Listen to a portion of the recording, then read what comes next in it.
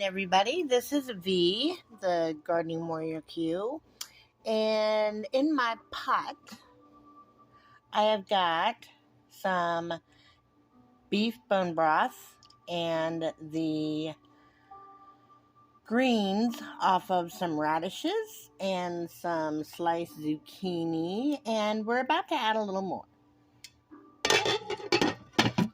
This is going to be my entry into the soup collaboration for Gail's Southern Living. I'll put the link down below.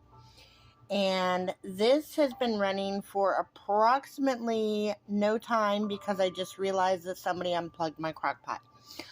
Isn't that great? So it's been in there for about 30 minutes. Apparently it's been in there turned off for 30 minutes.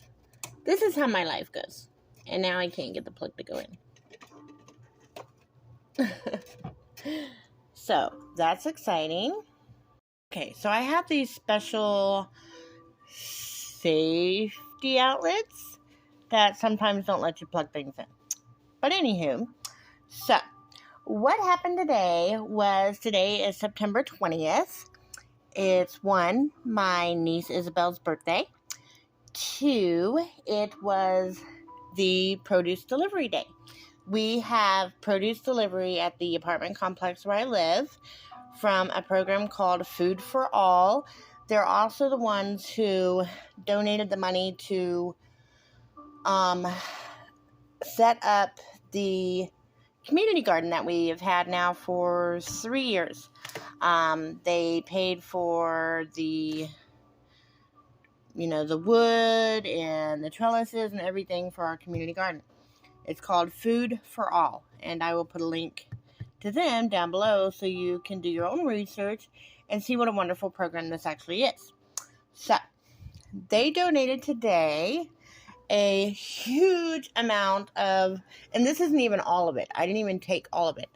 Some other people came and got some, but I'll go back tomorrow for whatever's left.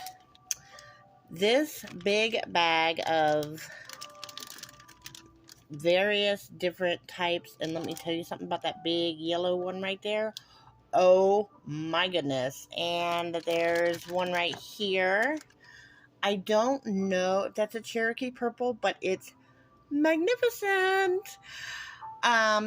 If you have never watched Roots and Refuge, then you don't know what Jess thinks about store-bought tomatoes. Store-bought tomatoes are a disappointment. And let me tell you something. Once I started growing my own tomatoes, awesome. I love tomatoes now. And for some bizarre reason, the tomatoes that I grow myself or that farmers grow and donate to us, don't make my mouth break out in blisters like the ones I buy from the store. So, there you go. That's all I have to say about that. They also donated a bunch of gorgeous purple peppers. Now, this is just the top because I'm saving the seeds because they're so yummy. I already put some in my dinner tonight, which was sausage and those peppers and some onions and more zucchini because I got a lot of zucchini. So what I'm going to put into my soup next is some radish greens. Now, I am going to put this little guy in there as well because he's kind of floppy and soft. And then I'm going to put the greens in. I've already washed these, so I'm not worried about that. There's another bunch here that I'm going to cut the tops off, wash them, and we'll be putting that in our soup, our crock pot, as well. These little guys are white radishes, and I know that because I've tasted one, and they are wonderful. They are really not that spicy, and I'm used to a real good kick to my radish, but these have an awesome taste if you're not really a radish kind of person. They're delicious. So, what we're going to do with these is I'm going to pickle some and lacto ferment some. So, this is my pickles. Those are my lacto ferments. I've also, the radish tops that you saw in my pot already, were cut from these radishes, which are absolutely gorgeous radishes. Look at that. And the greens were wonderful too. So, oops. I don't know why those little white guys got over there. They wanted to go crazy. I don't know. I'm not sure. I mean, look at them. They're so huge. I'm used to little round ones like this. But these things are gorgeous. I don't know if these are daikons or what they are. But they're big, beautiful radishes. I'm just going to wash the hairs off. Cut these up. And we're going to lacto ferment, pickle radishes. So those are the ones that I've already cut their tops off. These I've already washed, so we're going to put them in our soup. I am going to add, after I add all the vegetables, I am also going to add the more bone broth, which I have canned already. So just add it to your little pot. And now it's on, so I'm going to put it on high, and that'll help stew some of that down so we have more room. Now, these were all donated earlier today, and I've been trying to process through them, but as you can tell, the greens are kind of wilted. They weren't like that when I first got them, and they're perfectly fine. It's okay. Don't be, a green snob or anything crazy. The tomatoes I am not putting in my soup because I scored them. I cut their little heads off of most of them. And I'm going to put those in my freezer and make sauce when I get more, which is going to be in probably another 2 weeks. So that's what's going on with that. The next thing we're going to do is, all right, more beet greens. Excuse me, not beet greens, radish greens. And this is some sage. I'm not putting the whole thing of sage in my soup. That would be kind of crazy and wasteful. But I needed to wash it so that I could dry it. There's some more radishes, huge zucchinis that they donated. More radishes. There's a whole bunch of humongous cucumbers under there, and I'll show you those later. But those are not going in our soup. That's what we're doing right now, is our soup. This is actually all of my harvest from my community garden. I say my community garden because I'm the only one who goes there. I'm the only one who works in it. I'm the only one who takes for it. So, that's that. And this is called a garden harvest soup, veggie soup, whichever. But I do it with, like I said, the bone broth to make it extra nutritional. And there's some green. These green tomatoes are not going in my soup. They're getting fried up. So, that's just why they're in the wash bin. These have already been washed already. I'm just showing you. These are all organic products. Some of them did have dirt. The ones I harvested today, like these onions, I harvested from my my community garden. So, the peppers I did not. So I just wanted to give them a good rinse. There's some like arugula and stuff in there. I go ahead and put that arugula in there. It gives it a little spice. I wouldn't put like an iceberg lettuce in my soup, but that actually holds up pretty good. So we're going to add that to the soup. I'm going to cut up this onion. The only onions that will be in my soup are the ones that I harvested today from my garden. And we're going to put it in the soup. So, these are all washed, and I'm going to go cut them up and put them in the soup bowl. So you're probably thinking, V, we all know how to put a bunch of vegetables in a pot. The only thing that makes us slightly different than a regular veggie soup is the fact that some of these greens, once they're stewed down real good, I take half of it out, what I call the dregs, and I put it through my Ninja and make it like really thick, and I add it to it. So it's more like, by the time I'm done with it, a chunky, not really a chunky, but a smooth soup, kind of like tomato soup, like the consistency of tomato soup. And that's how my family likes it. We can also use that then because I will can a great deal of this, whatever doesn't get eaten, and make a veggie broth base. And it will be full of bone broth and veggies. So that'll be very nutritional and great for the upcoming flu season, and which we have already started getting here in Eastern Washington. So this will be nice and healthy for that as well. So I just keep adding my vegetables, and this is what you can do if you have like odds and ends of, it's because it's the end of gardening season, and you'll get odds and ends of things that are like late bloomers. Just cut them up, wash them, cut them up, put them in a bag, and when you're ready, make some soup. Put it in the freezer, make some soup. There you go.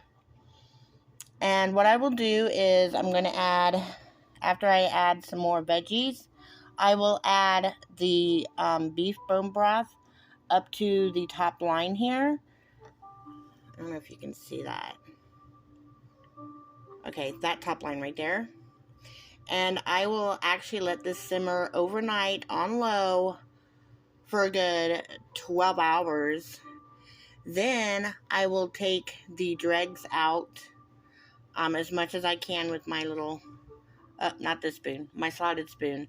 And I will run it through my Ninja to get it nice and thick, just the vegetable parts.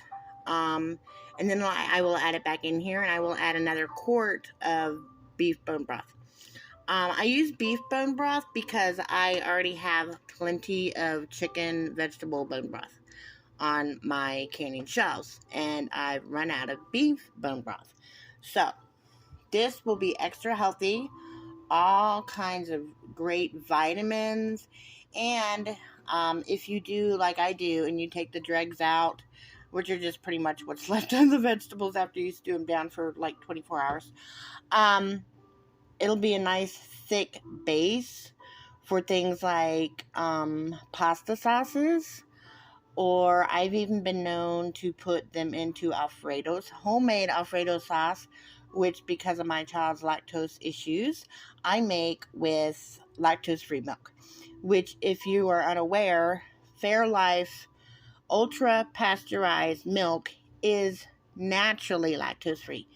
So I use that for any cream base, and trust me, my child loves her Alfredo sauce, and she really loves her creamy gravies. So we use the Fairlife, and that way she can still enjoy all of the creamy gravy she wants, and we don't have the missing 2 or 3 days of school due to stomach issues afterwards. And of course, it's coming up on soup season, which is probably why smart Miss Gail decided to do the soup collaboration. And it begins October 1st. So this video is being made on September 20th. This video will come out on October 1st. And this is just the importance of using everything you have. I put scraps of onions in my refrigerator whenever I cut an onion, and I'm actually about to put some of those in here as well. Zucchinis, I had some zucchinis that I bought and didn't get to use them all in time, so I cut off the parts that were still good, and there. Zucchini pretty much is a very versatile vegetable. I believe it's actually a fruit, but we call it a vegetable. So it will take on the taste or the flavor of pretty much anything that you put it with. So isn't that beautiful? Oh, that's so gorgeous. Look at that. That's one of the radishes. Gorgeous. Yeah, I really like vegetables. In case you haven't figured that out, I really like vegetables. I could eat veggie broth like all day if, my bathroom can handle it. So that's what we're going to do. And we will add some seasoning a little later after all of these veggies stew down a lot more. So, have you ever had a squash or a zucchini and it didn't quite get fertilized, but it still had a little bitty thing going on there? Well, you can still cut those off of the plant and you can still use them. They're actually pretty good. They're very tender, very sweet, and very delicious. So next time you see that one of your little zucchini or squash or what have you hasn't gotten fertilized, and you can tell because the little flower is looking kind of funky on the end, just go ahead and take it off of there. Cut it off. Cut the bloom end off. Wash it up real good. Cut it up. Put it into your bag. Your little scrap bag or whatever, and eat it. You can even put that on a salad. It's absolutely delicious. So these are the beautiful purple onions that they sent us for the food for all. And I washed all the seeds out because I like to save the seeds. This is actually a hot pepper, a jalapeno that I got off my plant in my garden. The plant was being decimated by some kind of pest, so I went ahead and saved the peppers. And we're going to put that in there too. Any kind of vegetable that you got, even if it's scraps, put it in a bag and save it. You can use it for veggie broth or anything else later. So, I love radishes. I had to taste these. These beauties right here are slightly sweet. They have just a hint of horseradish flavor. This one, of course, this big guy, he's in my mouth right now. It's slightly spicy, but really not bad, and I'm surprised for the size of it that it's not more spicy and pungent than it is, but it's not. And those are going to be pickled and lacto fermented. So that's why they're being put to the side. But that gives me a hint of what the greens are going to taste like in my soup. It's going to be a little spicy, my friends. It's going to be good. So, the next thing we have is... Okay, so that is all that's going in our bowl. Except the last of those radish greens right there. And those are sweet radishes. They do have a slight radish taste. But they're kind of sweet. So it won't be overly spicy in this little pot here. I do have the regular old round radishes. And like I said, those are perfectly fine. The greens. If you ever need to refresh your greens like these right here, if I were going to eat these as a salad, which I do on a regular basis, all you have to do is soak these in cold water for like 30 minutes to an hour, and they'll crisp right back up. So, I'm not worried about that. But I'm going to cut these off and put them in my bowl next. So, I just cleaned these little tomatoes, these little cherry tomatoes, and these yellow ones are super sweet and super delicious. And some of them probably, most of them will not make it in that bag right there, because I'm going to eat them. Yes, I do put little green tomatoes in my sauce. It doesn't hurt it any. Look at that. Doesn't that look delicious? Oh my goodness. Oh my goodness. It's like a pop of flavor in my mouth. It's so... My mouth is so happy right now. You have no idea. So, that much being said, I did put the green ones over to the side because, like I said, we're going to fry these up and put them in a dish, which is another video. So, at the beginning of this, I said I was going to use beef broth because I needed to put some more on my shelf. Well, apparently I've used all my beef broth, my beef bone broth as well. So, what I'm going to use instead is a quart jar of turkey bone broth. There we go. That'll give it a little extra flavor because there's already beef bone broth in this. So that'll give it an extra layer of flavor. It's not going to hurt it one bit. It'll be fine. You can use regular broth. You can use just plain water if you want. I just like to have layers of flavor to my soup. These are the greens of the white turnips. White radishes. And I did taste one, and they're not spicy at all. They're really good. And again, like I said, if you want to use these for a salad, all you have to do is put them in some cold water, and it'll refresh them so that they're not so wilted. But they're going in a soup bowl, so hello. They're gonna wilt anyways. So I don't know if I've mentioned it, but I really hate waste. So any of the scraps that I cannot use later for soup, I'm going to put in here. See that? Yeah, there was a worm in there. Which is okay, because this is all going to be ground up. Not ground up, that sounds kind of funny. But put in my Ninja and processed so that it's like a slush. And then it's going to be put in a bag and put in my freezer until my worms need to eat. And that's what's going to happen to all this that most people would just throw away, or even compost, that's fine. But my worms need to eat too. And winter's coming, so they're going to need to eat during the winter as well. And the best part is, it makes them super soft when you put them in the freezer. And that breaks down the molecular structure even more. I mean, yeah, I'm putting it through a Ninja, so, there's not much more that you can do to them. But it'll also, when it melts, defrost, thaws, whatever you want to call it, it'll be easier for the worms to process through, because worms don't have teeth. Okay. So, I found a radish, one of the round radishes, that was a little split. There was no worms or anything in there, so into the pot you go.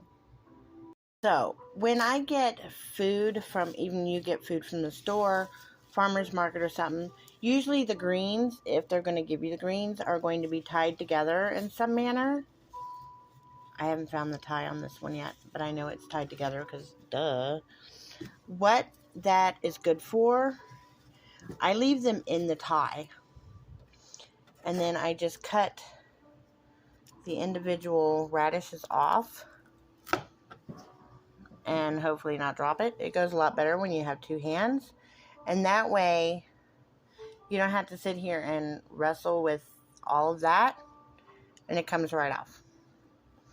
So I'm going to finish chopping these off just like I just did, but with two hands so that nothing falls on the floor.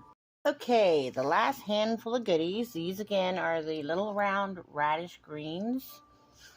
And I think there's also a carrot or two still in, from the produce donation, still in my bag. So let's go look. Oh my goodness, I almost forgot. Now these I'm pickling, but there are these really cool little white peppers, and they're sweet peppers. So I'm going to cut these up, I'll wash them, cut them up, and put them in my soup. There's also these two really adorable little white patty pan squash. So we're going to put that in there. And let's reveal. If you want to get your potatoes, store-bought potatoes, to start growing eyes, put them in your Instant Pot. Yeah, that's the interior of my Instant Pot. And I put the potatoes in there, and they're starting to grow. Look at that. I didn't even have to try really hard. Okay, so there's a few carrots here. Now I'm going to use most of these for pickling and for canning. So I really just want maybe one or two, just to add a little pop of color to my soup. Alright, so now I'm going to chop these up. When you're slicing your vegetables, you want them pretty thin and even thickness, especially the thicker vegetables like your patty pan, which is still very tender, but you want it relatively thin and uniform slices. What I'm going to do with these carrots is I'm actually going to get my peeler and do them that way. I'll show you. That is a juicy, sweet carrot. And what I did was I just ran my peeler right along the edges and made it like little thin strips. So this is what the carrots look like when you thinly slice them down the side with your peeler, and it looks so pretty. As you see, I added some